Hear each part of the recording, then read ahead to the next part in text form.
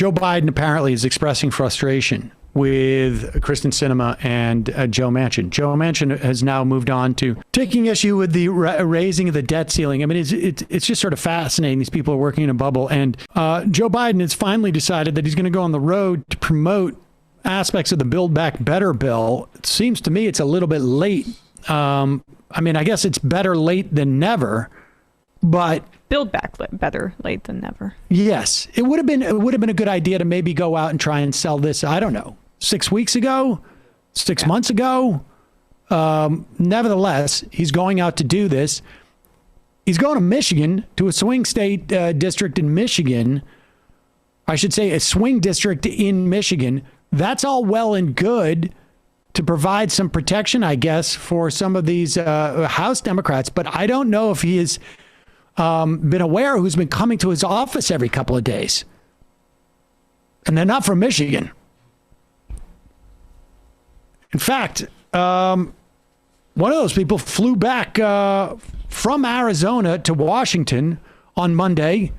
Kyrsten Sinema decided it was time to return to work. She had collected enough corporate donations and that cocktail hour at that Arizona spa, it allowed her to think a little bit more clearly about the proposals that she will not present to the Biden administration on this compromise she's seeking. Now, I want to say that if you are watching this with small children or animals, you should probably avert their eyes. What you're going to see, from what I understand in terms of the way this is being covered, is one of the most disturbing things you've ever seen regarding a politician. And just so that you're not blown over by this, you're going to see a woman on a plane walk down the aisle and politely ask a question of her senator, who won't even bother to take her earplugs out of her head to talk to her. I'm gonna faint. That's. He said it's from the doctor. Senator, hello. How are you? You good? Sorry, I'm Karina. I don't know if you remember me. I just want to know if you can commit as my senator, if you can commit to passing a reconciliation that could provide a pathway to citizenship for immigrants. We have been waiting for this for too long. I just need to know if you can commit to passing a budget reconciliation that would include immigration and citizenship for people to be protected, like me and many others. Can you commit to that, Senator? Oh, she's been all right with that. Sorry, headphones. Just a simple question. I'm being vulnerable right now to you. My dad passed away. I know, but my dad passed away. My dad passed away last year, and we didn't get to reunite with my family. I don't want to disturb you, but at the same time, I just want to see if I can get a commitment from you, Senator. This is my life and the life of millions in the line. I just need to hear from you. Can we get a commitment from you to get a pathway to citizenship through the budget reconciliation to protect me and millions like me? Can I get a commitment from you?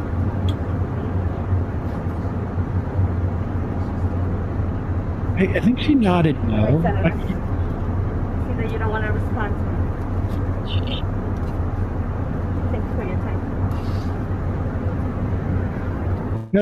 You keep playing it because this is so ninja. It was so disturbing what she did. Listen to what the stewardess had to say to her afterwards. This is how disturbing this whole thing was. I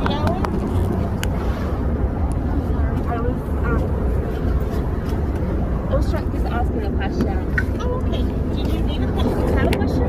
Yeah. What just asking? Did somebody ask you? No, I just asked them. Did somebody help you? Yeah. Okay. Actually, the answer is no. Somebody did not help her. No. In fact, her senator didn't even could barely look at her. And yet now the only story is this too mean? Is this too rude? Is this bullying? Yeah. I mean, Sinema, I would imagine she was trying to book it for the airport or the airplane restroom, but maybe the fasten seatbelt sign was on, so she couldn't make that escape this time. Yeah. It's unbelievable. I mean, like, I know that even the senators that perform kindness or perform like they're listening to their constituents, that they don't necessarily care, right? But Sinema obviously doesn't care and doesn't care to even pretend that she cares. She's like, I got Candy Crush to do. I've got Downton Abbey to watch. I've got all these things to do on my iPad. Like, I'm not even going to listen to you. Like, she feels incredibly entitled to sit at the front of the plane and imagine maybe she's in business class or something. It's of course she has to come to the front to talk to her. The anti-humanity of AirPods, as Chatter pointed out, like it really is like you can put the face mask on, you can really like lock yourself away from any sort of outside influence from your constituents, which is nice for Krysten. And, right. and here's the thing, is that she could have said something to the effect of like, look, I can't commit to the reconciliation bill right now because I have other issues with it. But no, I mean, I'm talking like, here's like how you can give a non-answer and just recognize the humanity of the person standing next to you. I can't commit to that right now. I definitely want to do something to help people like yourself and your grandfather. And I'm working on it and I'm trying to figure out the best pathway there. And so Joe Manchin approach. But I hear you and I see you and and now if you'll let me, I've got to get back to my iPad. Right. I appreciate your coming by. And that's all that needed to happen there. Yes. But she is and yeah, we are to believe that somehow a woman walking up to her on a plane is going to be some type of reason why, some example of how America is broken or how she's going to be forced into a corner or some other garbage like this. I mean, it really is amazing. And to watch like all of the, the pearl clutchers on Twitter, or the ones on Twitter saying like, oh, can you imagine if this happened to AOC? Let's see if we can imagine if something like this happened to AOC. I mean, the fact of the matter is, I mean, make no mistake about it. This happens to AOC all the time. It's just that the people don't come in with a video camera because they're not interested in actually trying to move politics. And her constituents are happy with what she's done for her district. The difference is that Arizonans, like the DACA recipient who went up to her there, I believe she's from Arizona. I think they were on a plane from Arizona, if I'm not mistaken.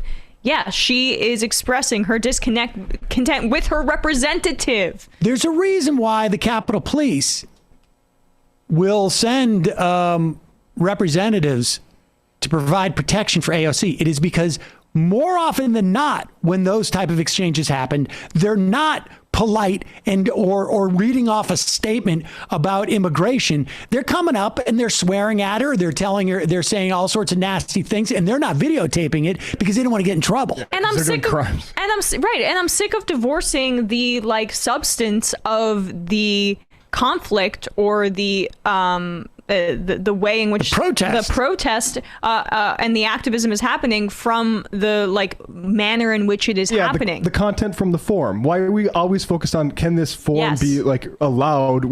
The content of it is clearly like the thing we need to focus on, which is they're righteous. The people that were going to like the Capitol on Jan 6 weren't.